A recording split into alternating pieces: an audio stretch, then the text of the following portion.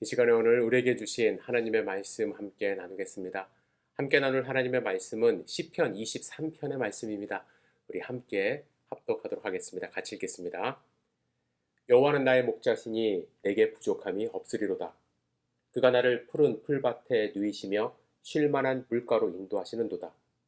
내 영혼을 소생시키시고 자기 이름을 위하여 의의 길로 인도하시는도다.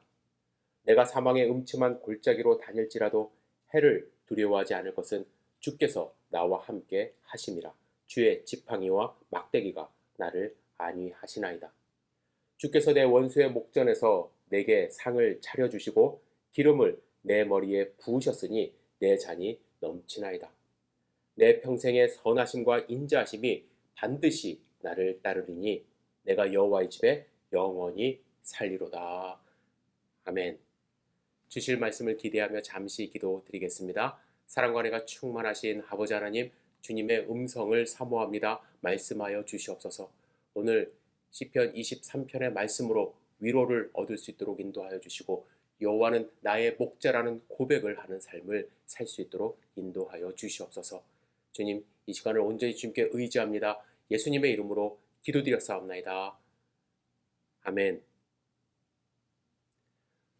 오늘 우리가 함께 읽고 나눌 시편 23편은 아마 전 세계 그리스도인들이 가장 좋아하는 성경 말씀 중에 하나가 아닐까 생각을 합니다.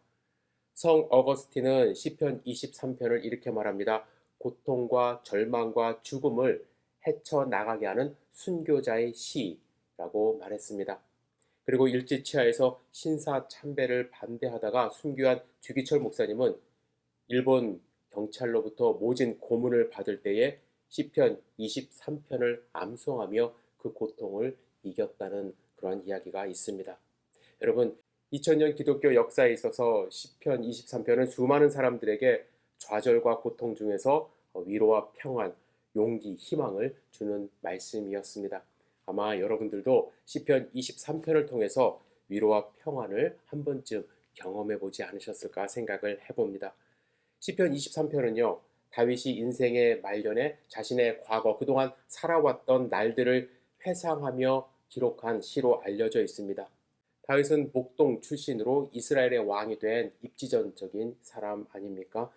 그의 인생은 처음에는 보잘것 없었습니다. 가족에게도 인정받지 못했습니다. 사무엘이 이새의 아들들 가운데 한 사람을 택해서 이스라엘의 왕으로 삼기 위해 기름 부으러 갔을 때에 그의 아버지는 사무엘 앞에 세우지도 않았습니다. 들에 나가서 양치라고 그렇게 명령을 했었습니다. 아버지 이새조차도 다윗을 무시했던 그런 과거가 있었죠. 그런 다윗을 하나님이 이스라엘의 왕으로 삼으셨습니다. 그러나 왕이 되는 이 과정이 결코 쉽지 않았죠. 당시 왕이었던 사울로부터 미움을 받아서 광야에서 쫓겨 살아야만 했고 몇 번의 죽을 고비를 넘겨야만 했습니다. 왕이 돼서도 쉬운 삶은 아니었습니다.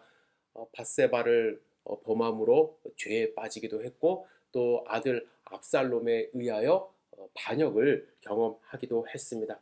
다윗은 인간적으로 말하면 우리 인간들이 겪을 수 있는 희노애락, 모든 것을 경험한 삶을 살았다고 할 수 있습니다. 그런 그가 자기 인생을 돌아볼 때 이 모든 것들은 하나님의 은혜였다, 하나님의 보살핌이었다 라는 것을 고백할 수밖에 없어서 이 모든 것을 하나님이 이루셨기 때문에 여호와는 나의 목자시니 내가 부족함이 없다라는 고백을 하며 시편 23편을 지으신 것입니다.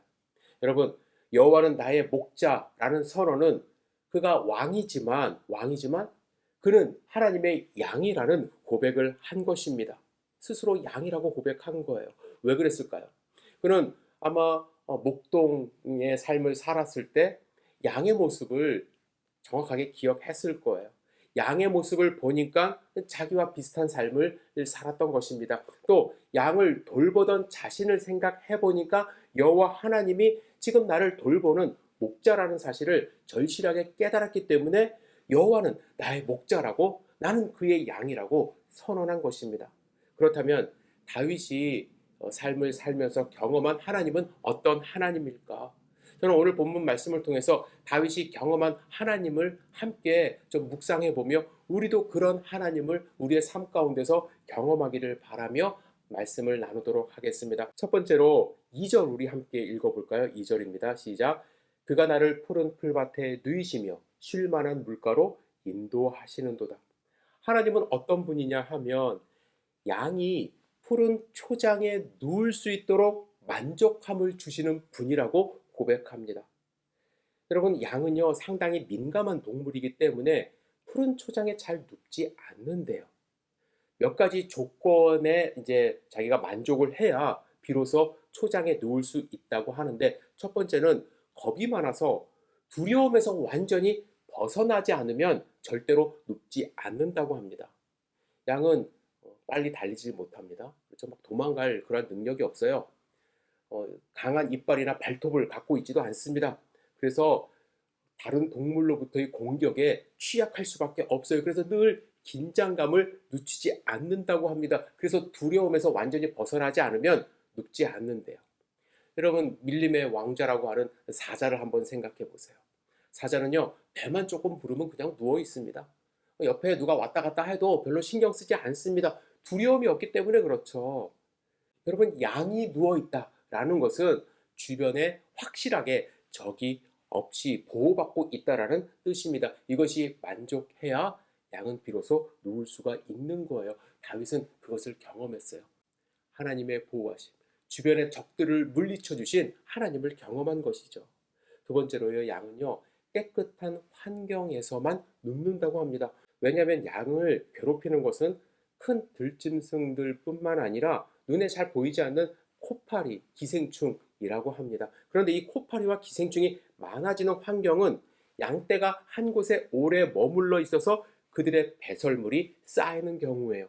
그래서 양들은 늘 새로운 초장을 찾아 이동해 줘야만 한다고 합니다. 그래서 그들 주변에 해충이나 또 코파리, 코로 들어오는 파리가 있대요. 그래서 거기서 알을 까면은 양이 정말 괴롭게 죽음을 당하는데, 여하튼 그러한 해충이 없는 깨끗한 환경이 조성되어야 긴장을 풀고 놀 수 있다고 합니다. 그리고 세 번째, 배부르게 먹지 않는 한 양은 절대로 눕지 않는데요. 반드시 배고픔에서 벗어나야 누울 수 있다고 합니다. 다윗은요, 양들이 초장에 누웠을 때를 기억합니다. 그래서 하나님이 자신에게 주었던 만족감을 지금 생각하며 그것을 기록하는 것입니다. 하나님이 적들을 물리쳐 주셨고, 하나님이 깨끗하고 안전한 장소로 인도하셨습니다. 배부르게, 그리고 만족감을 주셨기 때문에 여호와는 나의 목자라는 고백을 하는 것입니다. 여러분, 우리는 하나님이 주시는 만족함을 여러분들 일상생활 가운데 경험하고 있는지요? 뭐 큰 부자가 되거나 그런 거 아닙니다. 하나님이 나와 함께하고 있을 때, 하나님이 나의 든든한 목자라는 사실을 우리가 고백할 때, 우리는 여호와는 나의 목자라는 고백을 할 수 있는 것입니다. 오늘 본문에 보면 두 번째로 다윗은 하나님에 대하여 우리를 소생시키는 분이라고 고백하고 있습니다. 3절을 다시 읽겠습니다. 내 영혼을 소생시키시고 자기 이름을 위하여 의의 길로 인도하시는도다. 여기서 소생이라는 단어는요, 돌이키다, 원상태로 돌려놓다라는 뜻입니다. 여러분, 양이 얼마나 잘 넘어지는 줄 아십니까? 그리고 넘어진 양은요, 스스로 일어날 수 없다고 합니다. 양이 넘어지는 이유가 몇 가지가 있는데, 양은 이상하게 우묵하고 편안한 곳을 찾아다닌다고 해요. 그래서 도랑 같은 곳을 잘 기어 들어가고 거기에 걸려 넘어진대요. 평평한 평지에서 그냥 목자가 보이는 곳에 있으면 좋은데, 자기도 잘 거기서 일어날 수 없음을 알면서도 그런 길을 좀 찾아간대요. 또 털이 많거나 살이 이제 찌게 되면은 균형을 잃어서 쉽게 넘어진다고 합니다. 넘어진 경우 말씀드렸듯이 스스로 일어날 수 없기 때문에 목자가 반드시 소생시켜 줘야 하는데, 여러분, 짧은 동영상 잠깐 한번 보고 우리 계속 말씀을 이어가도록 하겠습니다. It's only to buck. Let's help you.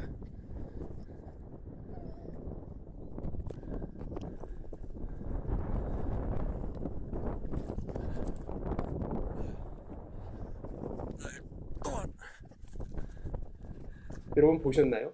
양은 스스로 일어날 수가 없습니다. 마찬가지로 하나님은 우리를 어떻게 했어요? 하나님은 우리를 소생시켜 주셨습니다. 양처럼 허우적거리며 일어날 수 없는 우리, 죄 가운데 빠져서 우리 스스로 의롭게 될 수 없는 우리를 소생시켜 주셨습니다. 예수 그리스도를 보내주셨잖아요. 그를 믿기만 하면 죄 용서받고 의로운 상태로 회복시켜 주시고 의의 길로 걸어갈 수 있도록 우리를 소생시켜 주신 분이 바로 우리의 목자 되시는 하나님이라는 사실을 여러분들 잊지 마시기를 부탁을 드립니다. 세 번째로 지팡이와 막대기로 인도하시는 분입니다. 이끄시는 분이에요. 4절을 함께 읽겠습니다. 내가 사망의 음침한 골짜기로 다닐지라도 해를 두려워하지 않을 것은 주께서 나와 함께 하심이라. 주의 지팡이와 막대기가 나를 안위하시나이다. 여러분, 목자는요, 양을 이끌고 다니면서 무더운 여름이 오기 전에 낮은 지역에서 높은 산까지 이동을 해야만 한다고 합니다. 이렇게 산 위로 이동을 할 때에 피할 수 없는 것이 골짜기를 지나가는 거예요. 이 골짜기는 이 경사가 완만해요. 그리고 곳곳에서 신선한 물을 만날 수 있습니다. 그래서 꼭 골짜기를 따라 올라가는데 그 길을 모르는 양의 입장에서는 골짜기 안은 좀 어두침침하지 않습니까? 그래서 마치 죽음이 앞에 있는 죽음의 골짜기처럼 느낀다라는 거예요. 그래서 잘 안 올라간대요. 그래서 목자는 모든 양들이 이 골짜기를 제대로 오를 수 있도록 지팡이와 막대기를 이용해 이끌고 간다라는 것입니다. 하지만 양의 입장에서는요, 지팡이와 막대기 피하고 싶은 도구예요. 조금이라도 늦거나 대열에서 이탈하면 등을 맞을 수 있기 때문이죠. 하지만 구덩이에 빠질 때 들어 올려줄 수 있는 도구가 지팡이이고 외부의 적을 물리치는 것이 막대기예요. 여러분, 영적으로 지팡이와 막대기는 하나님의 말씀을 상징합니다. 하나님은 말씀을 선포하며 우리 양 같은 우리의 잘못된 길을, 우리가 가는 잘못된 길을 지적하세요. 때로는 사탄의 공격을 막아주시고 적을 물리치는 도구로 사용하게 하십니다. 양들 같은 우리는 이 막대기와 지팡이 같은 말씀 잘 좋아하지 않아요. 그죠? 매일 우리가 묵상하자고 하고 암송하자고 해도 이게 입에 꿀송이처럼 그렇게 달지 않습니다. 하지만 공격 당해보고 구덩이에 빠져보면은 하나님의 말씀인 이 지팡이와 막대기가 얼마나 유용한지 우리는 알게 됩니다. 평소에는 지팡이와 막대기는 자기 등을 때리는 도구로만 생각합니다. 내가 가고 싶은 곳을 막는 지팡이, 내가 하고 싶은 것을 하지 못하게 하는 막대기로만 생각해요. 하지만 지팡이와 막대기는 우리를 사망의 음침한 골짜기에서 산 위로 올라갈 수 있는 힘과 용기를 줍니다. 우리를 보호해줘요. 다윗은 하나님의 말씀이 주는 그 힘을 경험한 것입니다. 그래서 하나님이, 목자 되신 하나님이 지팡이와 막대기로 자기를 사망의 음침한 골짜기에서 이길 수 있게 하셨다고 기록하고 있는 것입니다. 하나님은 그런 분이세요. 우리를 음침한 골짜기로 밀어 넣는 분이 아니라 그곳에서 우리를 인도하시고 높은 정상을 향해 갈 수 있도록 우리에게 힘을 주시는 분임을 여러분들 꼭 아셔야만 합니다. 마지막으로 하나님은 우리에게 상을 주시는 분이라고 기록하고 있습니다. 5절을 읽겠습니다. 어떤 분인지. 주께서 내 원수의 목전에서 내게 상을 차려주시고 기름을 내 머리에 부으셨으니 내 잔이 넘치나이다. 저는 이 말씀을 언젠가도 말씀드렸는데 원수의 목전에서 상장을 받는 것으로 생각을 했습니다. 개역 성경에는 상을 베푸시고 라고만 번역되어 있기 때문에 정확한 의미를 잘 모르고 오해한 거예요. 그런데 이 장면은 어떤 장면이냐면 힘들게 골짜기로 산 정상을 향해서 올라갔을 때 그 눈앞에 펼쳐진 넓은 초원을 의미하는 거예요. 이 초원을 다윗은 눈앞에 차려진 테이블이라고 노래를 했는데 여기서 테이블, 상은 왕을 위해 차려진 수많은 접시가 놓인 그러한 상을 의미합니다.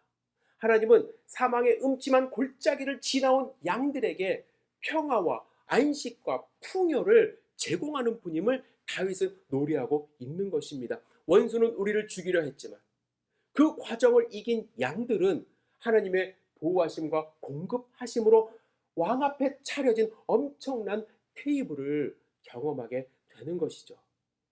하나님은 어떤 분이시죠? 하나님은 하나님을 믿는 모든 자들이 경험할 천국 잔치를 준비하고 계십니다.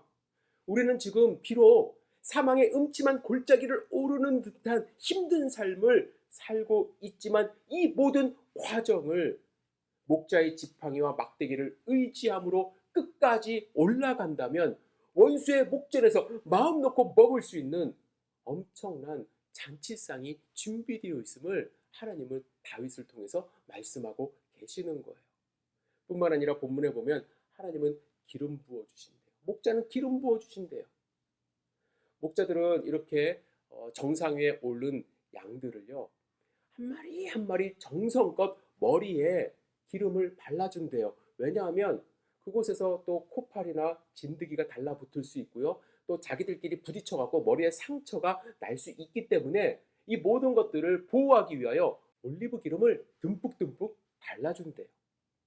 기름을 붓는 것은 단순히 이러한 질병으로부터 보호한다는 의미도 있지만 너는 내 양이다라는 그런 확인을 하는 그런 과정입니다.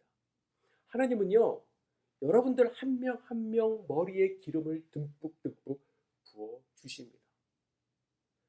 누구도 우리의 정체성을 흔들지 못하도록, 그렇죠?